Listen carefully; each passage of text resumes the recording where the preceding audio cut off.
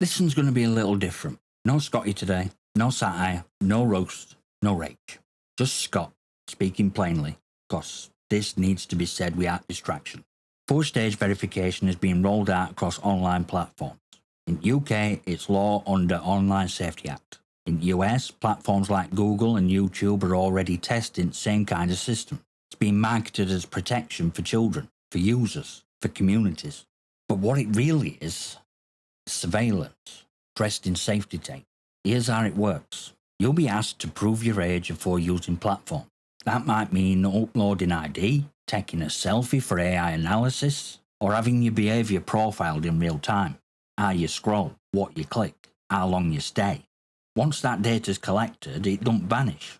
It lives on servers, gets analysed, gets logged against your identity, and in hands of any bad actor, from a rogue employee to a foreign hacker to a hostile state, becomes a weapon. It's not theory, it's how breaches work, it's how blackmail begins, that's how people get hurt.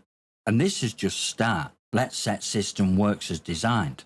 Kid tries to log into the platform meant for adults. They're blocked. They don't get to access mature content. They don't get into a voice chat where they don't belong. On surface, that's a win. Safer internet, cleaner lobbies, less grooming, less manipulation, less exposure. But to do that, system needs to know who's a kid and who's not.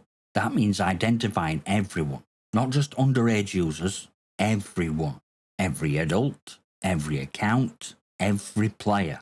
You don't separate children from adults unless you verify both sides. That's cost. Every user now becomes part of an identity-tracked ecosystem. Your agent just confirmed, it's stored, alongside everything you do on platform. How long you watch, what you type, what you buy, who you talk to. It's not just a filter, it's a profile. Once it's built, it never really goes away. Platforms might say they'll delete data. They might even believe it, but as long as it's stored anywhere, it's at risk. Data leaks. Credentials get stolen. Admin panels get compromised. This isn't paranoia, it's history. It's happened again and again. And when leaking just a password, but your verified identity, your age, your habits, your communications, that's not just embarrassing, that's dangerous. You can reset a password. You can't reset who you are. Imagine a breach, not on a forum, not on an email list, of an age verification database. One of these systems storing millions of verified identities, adults and minors, all linked to browsing behaviour, search history, purchase data, private messages.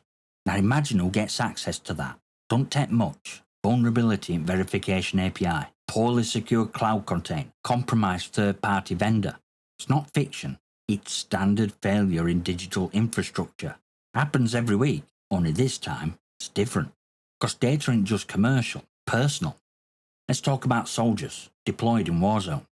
If a hostile state or group gets access to their personal data, age, address, history, family connections, online presence, that soldier ain't just a prisoner. They're a pressure point. Enemy don't need to break them physically, they'll just show them who's at risk back home. Or whistleblowers trying to expose corruption or abuse, suddenly traceable through anonymous accounts that are now age verified and linked to their real name. That's what's at stake. This isn't about whether kids should be in mature lobbies. It's about whether your identity becomes liability the moment someone decides it's useful.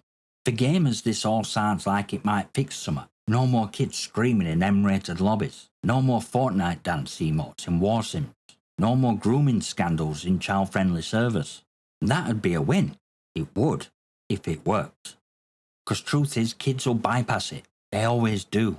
They know more about VPNs, spoofing, AI tools, and browser tricks than most adults. They'll use a parent's ID. They'll borrow an account. They'll deepfake their face if they need to. And ones who don't, they're ones who were already playing by rules. So who really gets caught in net? Adults, honest users, people who want to game, stream, socialise without handing over their life story first.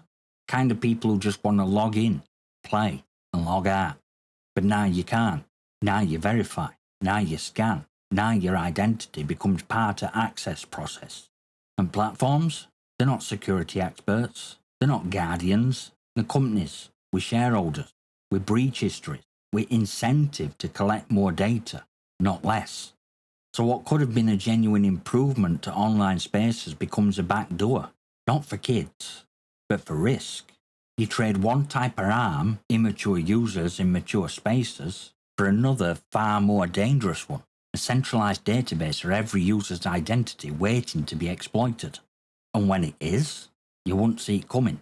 You'll just wake up one day and your private life won't be private anymore. Biggest failure here in intention, it's implementation. Want to protect children online? Good. Want to clean up game lobbies? Good.